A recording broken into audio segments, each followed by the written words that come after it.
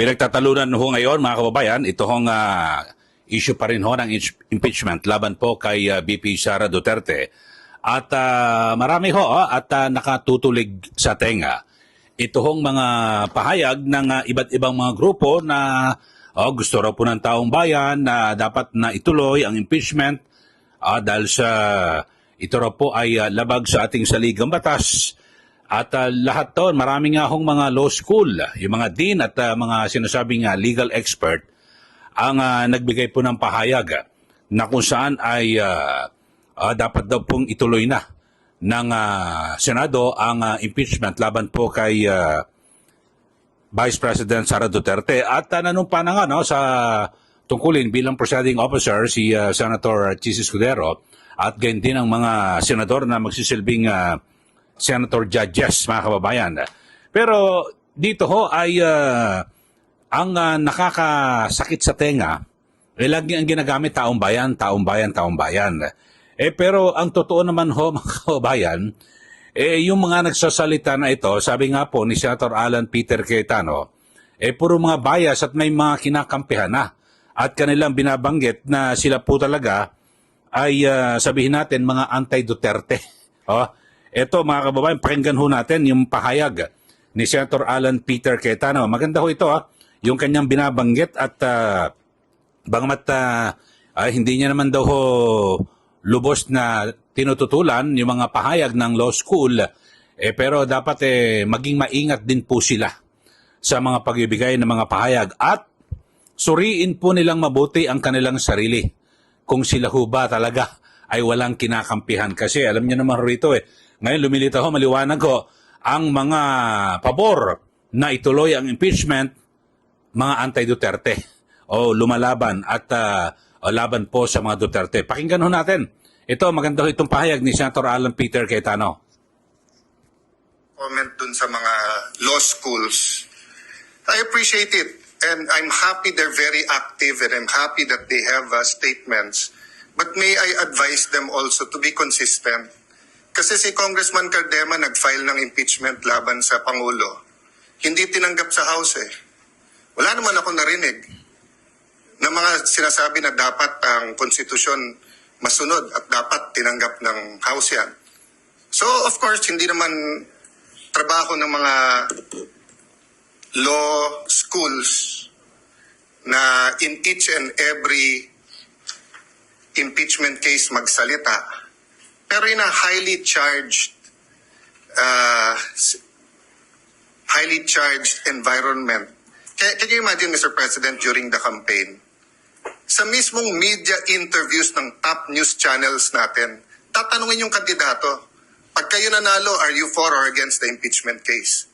Klaro naman ang sagot dun Ang sagot dun, hindi kami pwede mag-comment kasi magiging judge kami. Pero hindi. Sinagot pa rin ng mga kandidato at tinanong pa rin ng media. Pero kung konstitusyon ang masusunod, ang sagot doon iisa lang, mag-o-oath kami, dapat neutral kami. Kaya lang eleksyon Kasi masama naman talaga timing ng pagka-file nito magpa-file ka during the campaign. That's the reality there. Kaya nga sa US, pagka-jury system, pwede mo i-sequester yung jury Papayag ba tayo nung February na i-sequester tayong 23? Na ikukulong tayo at hindi tayo makikinig sa kahit anong media at i-determine natin ito. Maybe may papayag sa atin, meron hindi. But wag na tayo magsisihan. So I'll go to my question. So maybe that's why Shakespeare said, if you want justice, first kill all the lawyers. Diba? Kasi nga labanan na ng mga abogado to, pero hindi ibig sabihin na wala silang mga personal na bias nila. Mahirap magsalita dito na insulto sa lahat ng Pilipino to, ito ang gusto ng taong bayan. Ang daming lugar sa buong Pilipinas yung Duterte nanalo ang kampanya nila, wag ituloy yung impeachment So, sasabihin ko ba na yun ang will ng tao? Pero kung titingnan ko... Okay, so yun po ang pahayag ni Senator Alan Peter Cayetano. So maliwanag at binabanggit niya ho na itong mga nagsasalita, kasi nagbigay po, di ba, ng mga statement yung mga law school at iba pang mga abogado, ang dami ho, no? Kaliwat kanan, mga nagpapa-interview at ito siguro sabihin natin sila po ay mula po sa hanay ng Akadim. Ayun ho. Pero sabi po ni Senator Alan, may mga bias at may mga pasariling interest din ho yan, mga kababayan. Maliwanag naman ho. 'Di ba? Kasi ngayon ay muling nabuhay yung mga grupo na nagmamalinis. Di umano sila malinis.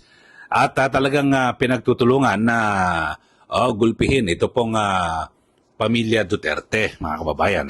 Pero dito ho sa issue po ng impeachment ay para po sa aking pananaw, nasa kamay po yan ng mga senador at ang Senado naman ay kumilos na ho. At yung panunumpa po ni SP Jesus Cordero at ng mga senador, ito po ay indikasyon na nabuo na po, no? Nag-convene na po ito ang impeachment court. Kaya lang ay ang susunod na pag-usapan ho dyan, siguro italakayin din natin sa ating mga susunod na vlog kung tatawid ba o hindi itong impeachment laban po kay VP Sara Duterte. Ako kasi dahil ko rin nababasa ng mga pahayag, ako naniniwala ko na hindi na dapat tatawid. Kasi base po yun sa mga napapanood ko at mga paliwanag ng ilang mga eksperto rin sa batas, mga abogado. Pero balikan ho natin dito, yung sa mga law school, yung sabihin natin mula po sa hanay ng Akadim.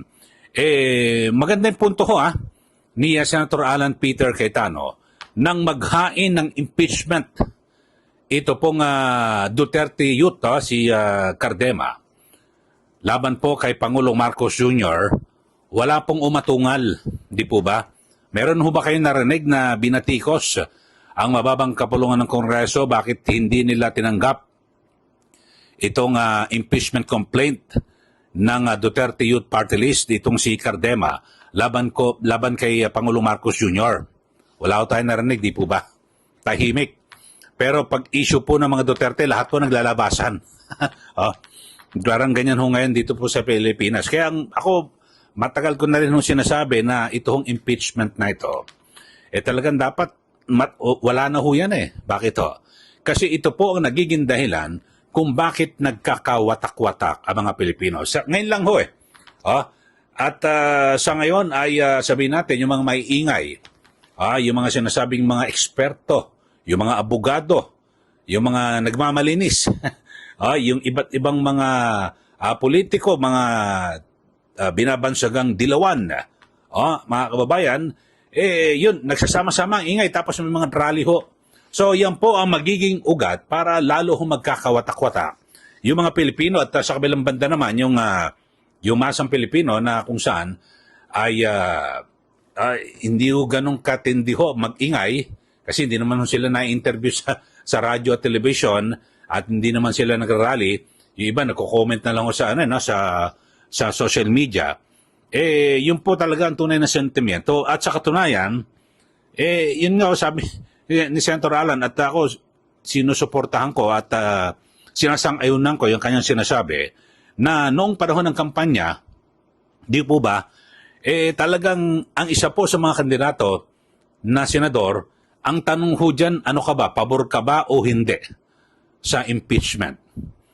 Yung mga hindi pabor na isulong impeachment at nais po nila na mapigilan ito pong impeachment laban po kay VP Sara Duterte, ano nangyari? Panalo sila So ano ibig sabihin nung panalo sila? Ibinoto ng taong bayan na kung saan ang gusto nila sa kandidato ay wag magpatuloy, wag magsulong sa impeachment. Ganun po yun Samantalang yung mga kandidato, lalo na ho yung mga nasa administrasyon, na kung saan ay, di ba, alam naman natin, yung nasa administrasyon talagang gusto po nilang mapatalsik. Ito pong si VP Sara Duterte, marami po sa kanila ang natalo. Di po ba? At yung mga nanalo talagang yung mga re-electionist at mga kilala na hong pangalan, na masabi ho natin na talagang kahit saan pumesto, kumbaga sa matatag at kilala na po sila ng taong bayan na halimbawa katulad niya sila Soto, Lacson, at iba pang mga re-electionists talagang titindig ho yan dahil sa kilala naman ho sila at may mga sarili po silang advokasya. Pero dito ho ay birin nyo yung sa nakarang eleksyon, yung mga yung Duterte 10 na tinatawag, bagamat sabihin natin hindi nanalo, milyon-milyon nakuha ang boto. Merong 5 million, 10 million, biri mo sila Bondok. Ang dami ho yung mga hindi masyadong kilala at hindi naman talaga nangampanya rin na nakalibot sa buong bansa. Nakakuha ho ng pataas 5 milyon. May 10 milyon, 15 milyon. Ano ibig sabihin nun? Talagang, kaya ang sabi, protest, vote yun eh. Yung ginawa na yon. So, dito lang ho mga kababayan ay sana ho ay lahat po ng mga sektor, wag po na daanin sa ingay. Talagang ngayon, magsisimula na pong impeachment, sana po, baka naman meron na naman ipipintas. Pero ako ho, sa kabuuan po ng ating mga pahayag dito, lumilitaw na mga bias din eh. May mga personal bias yung mga abogado o mga law school, sabi po ni Senator Alan Peter Cayetano. So, yung mga nagmamalinis ho dyan, tapos babatuhin nila ng putik ang mga senador, wag naman po. So, sa ngayon, ay mag-aabang na lang ho tayo at makikinig at siguro sa mga susunod na nating vlog, pag-uusapan ho natin dahil sa eto na ho, naumpisahan na ang proseso po ng impeachment laban po kay BP Sara Duterte at siyempre ang susunod na pagtatalunan ho dyan kung yan ba ay tatawid dyan po sa 20th Congress. Pero sa aking pananaw ho, mga kababayan, malabong tumawid ho yan dahil sa wala namang distinction na sinasabi doon sa rules po ng Senate na ang impeachment itatawid O sa saligang batas, wala rin hindi naman sinabi na, kasi kung continuing body, dapat nga, sabi nga ni Senator Tolentino, dapat ginawa mo 16 yung mga naiiwan na senador para 8 lang ang mag-i-elect para yung 16 nakakagawa pa rin ng trabaho. Yun ang continuing body. Pero siguro sa mga susunod natin na vlog, pag-uusapan natin ho yan mga kababayan. Pero dito ho, maliwanag sabi po ni Senator Cayetano, bias ito hong mga local school at nagpapakilalang mga eksperto samantalang nung may maghain na impeachment laban po kay Pangulong Marcos Jr. sa katauhan ng Duterte Youth Party List, hindi po yan tinanggap sa Kamara, wala pong umalma. Pero ang sinasabi parang nadidelay po itong impeachment naman laban po kay BP Sara Duterte, umalma po sila. Itong mga akademya. So, pati simbahang Katoliko. Nagsasalita na, parang nakikinig na natin yung mga dati, di ba, konti kibot Mga na talagang civil society. Alam nyo, pag civil society narinig ko, dilawan ho At simbahang Katoliko. Yun lang pasensya na po, wala pong personalan. Okay, maraming salamat po sa inyong pagsubaybay at huwag po kayong makalimot na mag-subscribe sa mga ating mga nanonood na hindi pa ho kayo subscriber. At syempre, huwag niyo pong kalimutan na pindutin po yung buton, yung notification bell para updated ho kayo kapag may ilalabas ho tayo na ating mga issue ay agad ho kayong naimpormahan. Okay? Maraming salamat muli. Ito po si Kaeli. Magandang araw po sa ating lahat.